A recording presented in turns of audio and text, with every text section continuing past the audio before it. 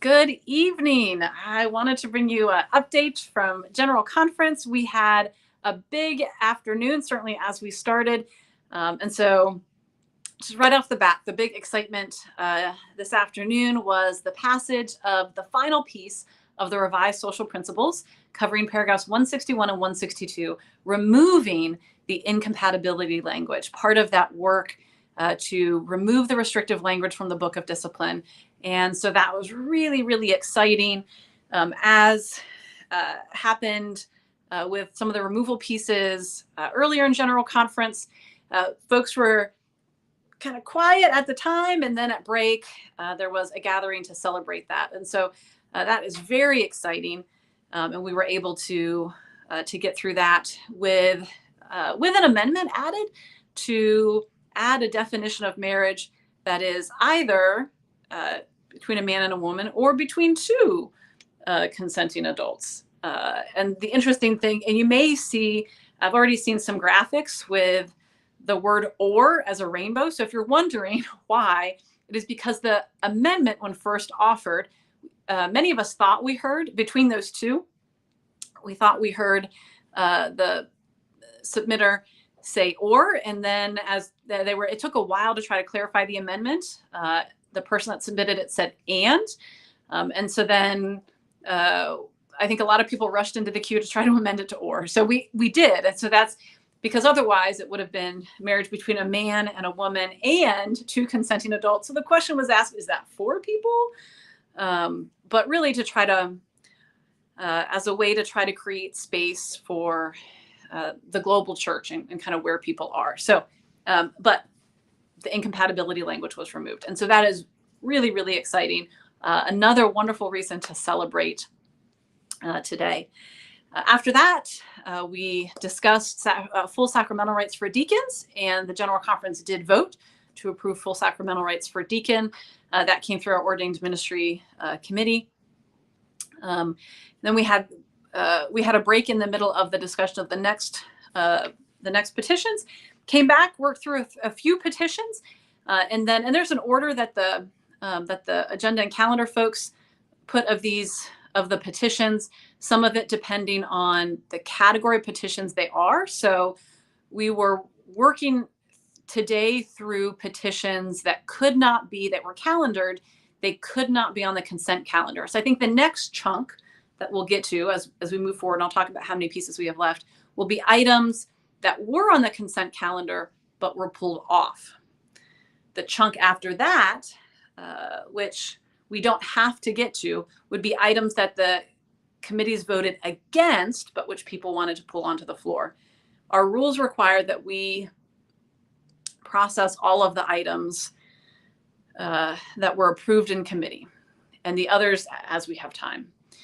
So, but after that, we had a petition that was approved out of committee on Episcopal term limits. This is a topic that has been discussed at many general conferences, and in 2016, the General Conference approved 60%. Now, it's a constitutional amendment, so several of the pieces that we discussed today were constitutional amendments, which is why they had not been on the consent calendar.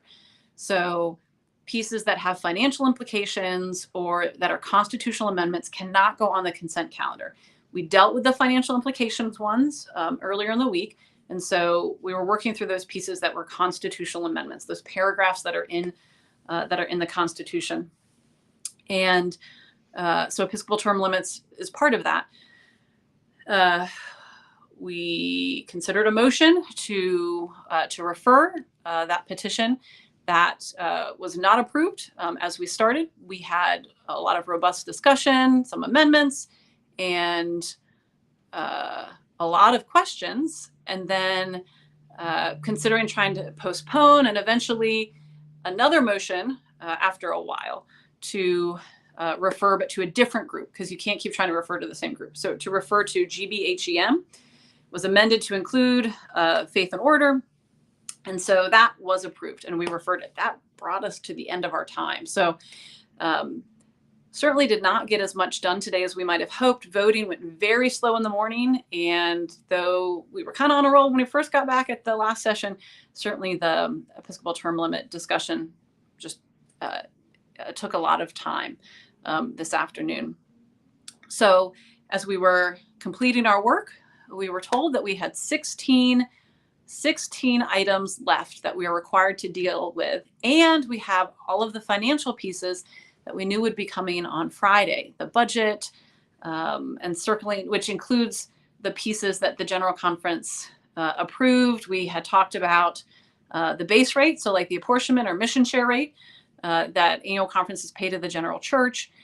There was, I think we ended up with just one financial request from legislative action from the General Conference that added new things to what GCFA would have already been planning for. So that's a lot. That's a lot to process through tomorrow. So hopefully we'll be able to get that, keep that moving. We still have a couple of pieces of restrictive language that we need to remove. There was also a Judicial Council ruling request around the constitutionality of the regionalization petitions, which somebody tried to clarify. Well, they are constitutional amendments. And so how can you judge a constitutional amendment that hasn't been passed yet, the constitutionality of it? So a lot going on. But again, we are just making super exciting this afternoon to be able to have the removal of the incompatibility language. And tomorrow is the last day as we push through to get all of these remaining pieces done. So we would certainly welcome your prayers as we move through this work. Thank you for all of you who have been praying, and we look forward to hopefully some more big steps forward to inclusion and completing those priorities around revised social principles. Done.